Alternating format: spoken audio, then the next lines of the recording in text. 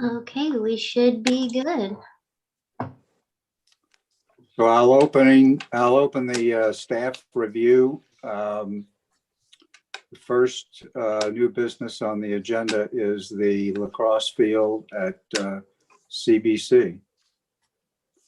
Any questions of staff? We will be asked to decide whether this is significant or not significant as far as a public hearing is concerned. Correct. And we've advertised it just in case. I can just give a brief overview if you'd like.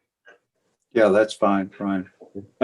So this is a lacrosse practice structure. It's about 14 feet in height, 40 feet in width. It's a 1,600 square foot area for their club lacrosse team. It's located at the northwest side of the campus, across from the track, closest to the Missouri Baptist University property.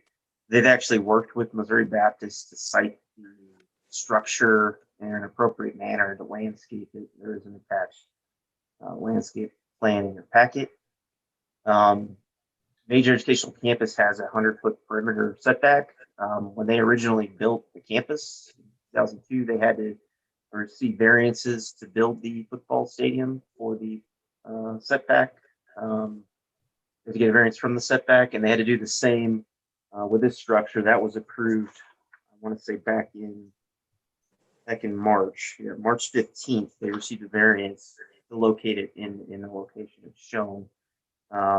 We do have a letter of support from Missouri Baptist University. They're supportive of this effort. That's the general description of the project.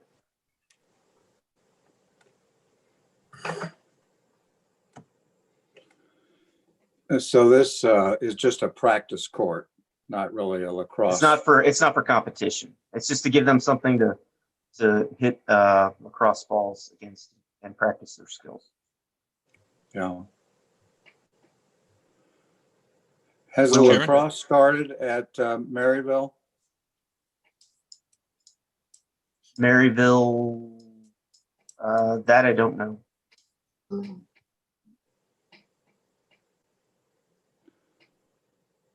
Mr. White, I think you had a question. You're on mute. But... Mr. Chairman, I had a question too. So when Granville's done. Granville.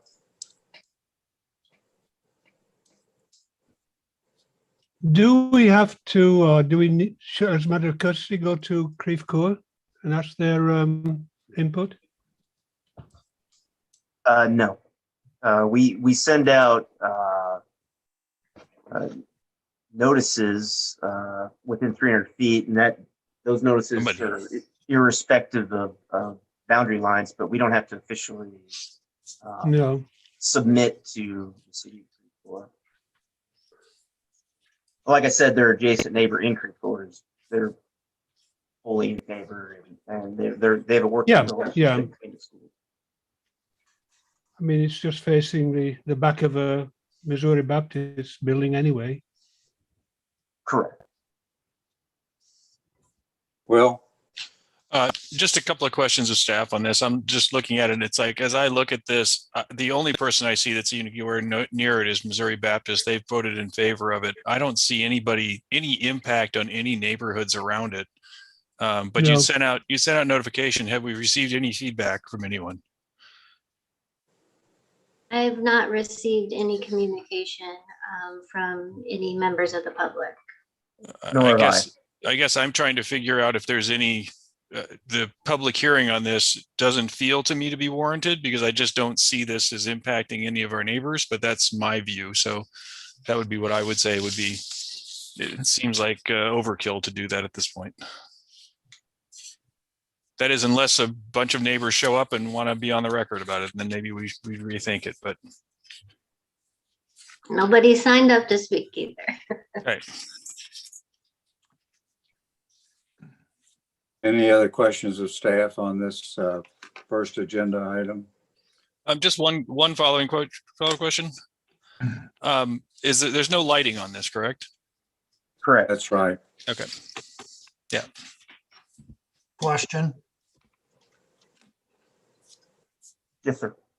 Thank you. I'm just curious about the elevation of the proposed court. It looks like it's about 25 feet below the upper reaches of the spectator stadium. And it looks like it's on the same level as the football playing field. Is that an accurate read? I believe so. George Stock will have more information, but my view of it going out to the site, it's well below the Missouri Baptist property. That sits higher. You're kind of looking down on that area, and it's more level with the track and the football field itself. George can say with 100% certainty, though. Mhm. And I'm also reading the topography that the land falls off substantially to the northwest of this playing facility. Is that an accurate read? Yeah, yes, there's significant contour in that area. I actually came when I went to look at it. I went through the Missouri Baptist property just to get to it to get the best view of it because that's the only way you really can see it. And there's some significant grade change in that vicinity. So for most folks on the north side, they will have a hard time. It's not going to be very much in their perspective above it. And then the property falls off below this level to the west. Yes. Okay. Yes. It does raise a difficulty from an engineering point of view that it is a very steep fall off into the Missouri property to the north and west. But to make this platform and the wall, they are proposing leveling off from the football field. And so we're going to have an even steeper slope from the back end of the wall down onto the grading. Obviously, that's an engineering problem. I don't think we need to be concerned about it, but it's going to make that slope even steeper. Granville, just so you understand where I was coming back from, I certainly did not want this to be positioned at the top of a hill. That would make it more visible to the viewing audience that would be on the outer road. And it doesn't appear to be the case. At best, it's level with the field, and at the far end, it's rather obscure. Yeah, the difficulty is, Fred, that it pushes out from the level of the field to the north. And in order for the grading, and then they're actually putting fill in there to make a platform. And it's going to make that grading to the north even steeper. Now, to the east, I agree, that's the real top of the hill is to the east. But from the football field, even they are pushing out. But I see that more as an engineering problem. From a visibility problem, I assume Missouri Baptists have looked at that and they're giving their approval. And so I really don't have any negative comments on that. Again, my concern was the visibility, and the least visible, the better. And where it's positioned, I think, is advantageous both to Missouri Baptist and to the rest of Town and Country. And if I could just say again, it will be landscaped. The rear of the structure facing Missouri Baptist will be landscaped, and then the southwest portion adjacent to the track will be landscaped. So they're putting in landscaping that will help buffer and obscure structure. Yeah, it looks like they're adding 9 trees, 5 behind and 4 to the southwest, but unfortunately removing some number of existing trees. So it potentially is a trade-off in number of trees. Yeah, 2 canopy trees, 3 accent trees, and 5 evergreens.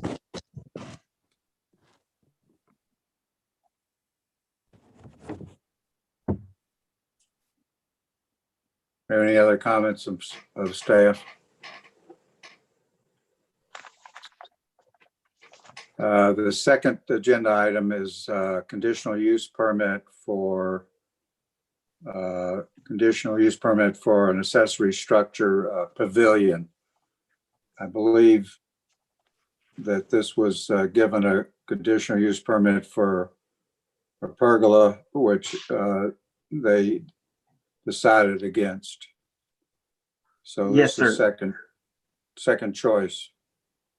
Yeah, there was a change in plans, and they began construction. They submitted plans, and staff reviewed them and said, "Hey, wait, this is not what was approved." And we put a stop work order on it. And it's a more robust structure. It's a roof structure, and that's fine. But you need to go through a process, and you're going to get a CUP to build that. So that's why they're here tonight, is to go back through that process to formally seek approval for what they would like to do. It's about 386 square feet column to column, 15 feet height, situated in the same area that the pergola was approved for, on the patio area. It's in association with a pool and an outdoor game court project. So that's why that's here tonight. Well, So Ryan, the only difference is the roof structure. It's larger in It was a flat area. roof, and now Yeah, it's a roof structure, so it's taller than originally approved. Went Yeah, from 9 feet yeah. to 15 feet, and then it Mhm. didn't quite double in size, but almost 386 square feet now compared Yeah. to 225. Ah, So that's a significant change, and that was not what was Yes. approved. mhm. It looks quite dominant out there. Will, You're on mute, Will. Just double checking on that. So everything else in here, we've approved already, right? All of the changes for the athletic field, the pool, everything else, and this space is the same size as it was. They're just changing the size of the building that's associated with this. Exactly. That's it? Okay. I just wanted to make sure there wasn't any other changes that kind of snuck in on me there.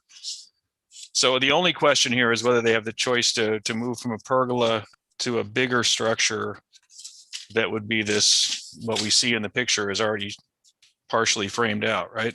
Correct. Alderman Fauci. So Ryan, was this a situation where we did a stop work order? Was there a complaint from a neighbor? So What- how did we determine that they had already started constructing something that was unapproved? They started construction without submitting plans. They said, "Oh, shoot, we forgot to submit plans." I said, "Well, yeah, thanks. Please submit the plans." We get the plans. The plans are now what was part of the CUP. That's when the stop work order went out. So, And we also realized they were building it as well. So. right, yeah, those structures go up fairly quickly, so we hadn't had an inspection, and they went ahead and started construction. And like I said, the plans were not in, so. So we That's did, what as we a know. city, issue a stop work order on this project. There's currently a and- stop work order on the project. Yes. Okay, thank you.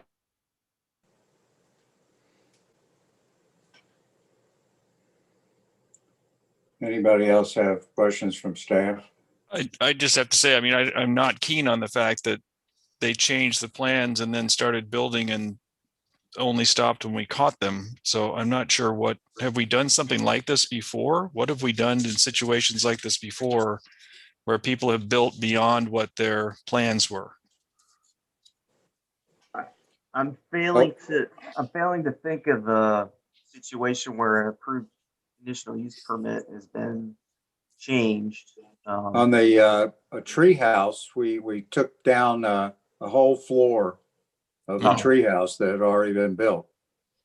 But they hadn't received approval for something before they built that. Additionally, I think that there was a situation in Ward 1, I think it was in Town and Country Estates, Ryan, you'll have to correct me, where they were approved to build an addition to a home, and then the roof line that they built was different than what was approved.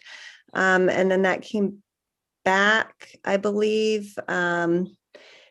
What ARB had approved, it may actually have been a little bit before you got here. Okay. But there was a situation where, and Ed, you probably remember this one. It was the Town and Country Estates. They built an addition to a house. The roof line was very different, and the neighbors complained because I remember the complaint read that it looked like a lean-to. Do you remember that one, Laura?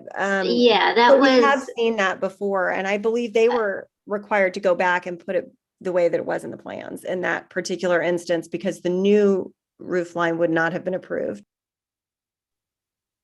so I can say that there's maybe not been that many instances that I can think of where somebody has gone ahead and started building something that wasn't what was approved. But our normal procedure is to put a stop work order and let them go ahead and proceed through the process of trying to amend whatever permit they or approval they have gotten, whether it's architecture review or a conditional use permit. Right. And I'll just say, I'm not going to defend it. I'll, miscommunication, misunderstanding.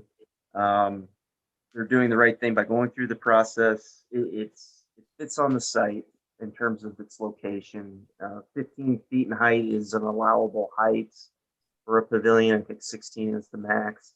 The issue is the area 386, which isn't a significant amount of area given other types of structures we've approved in the past. So as I told them, we need to communicate better, and if you're going to make a change like this, you need to let us know and go through a proper process. So not apologizing for them, but sometimes things happen, but that's why we're doing this tonight, to have this reviewed in the appropriate manner. Ryan, did they say this would be walled in? No, it's an open pavilion. Okay. No, Ryan, will there be someone to make a presentation on this second agenda item? I believe the architect will be present. I have a question. Sheila? Thank you. This is probably a stupid question, but so a pergola is a pavilion. That's how staff interprets pergolas, so that we can allow for them to be built, because technically a pergola is not enumerated in the code. And if it's not enumerated in the code, then a 10 square foot pergola or a 50 square foot pergola would need to get a CUP. Staff interprets them as a pavilion to allow for them to be built up to 200 square feet. Over that, like in this case, the one that was previously approved was 225 square feet. You need to get a conditional use permit. So that's just staff trying to take an interpretation to use some common sense and allow a reasonable pergola to be built. Where otherwise, if we took a hard line, no pergolas could be built without it. Okay. But this one happened to already have a CUP, so it wouldn't, the naming isn't an issue here. I'm just, okay, just making This will sure. truly be a pavilion. Absolutely. Gotcha. Okay, gotcha. And the issue is just that they wanted, or it's being built too big or bigger than the They permit allowed. they changed their minds, and it was not being built to what was approved by the Board of Aldermen. Okay, gotcha. Thank you. Granville? I believe the original proposal did get support from the neighbors. Have we solicited the neighbors' views on this one, or have we received anything on this? I'm a bit, see, what I'm worried about is that we do give approval and then neighbors come up and said, well, nobody asked us. Obviously they can see it, but I'm just worried about repercussions if we go ahead and then we get some neighbors complaining later on. This is one of those situations where, conditional use permits, the public hearings at the Board of Aldermen. So the 300-foot notice hasn't gone out to all the neighbors. Okay. Officially, I don't know if I would hope they would have spoken to their neighbors. Yeah, yeah. And that's a question that needs to be asked of them. I have no record of any support from neighbors for the new structure. Nothing's been submitted that I'm aware of. Laura, I don't know if you've received anything. So that would be a question for the applicant. And there will be a public hearing and a formal notice at the Board of Aldermen stage. Okay, good. That's all I have. Any other comments on our new business today?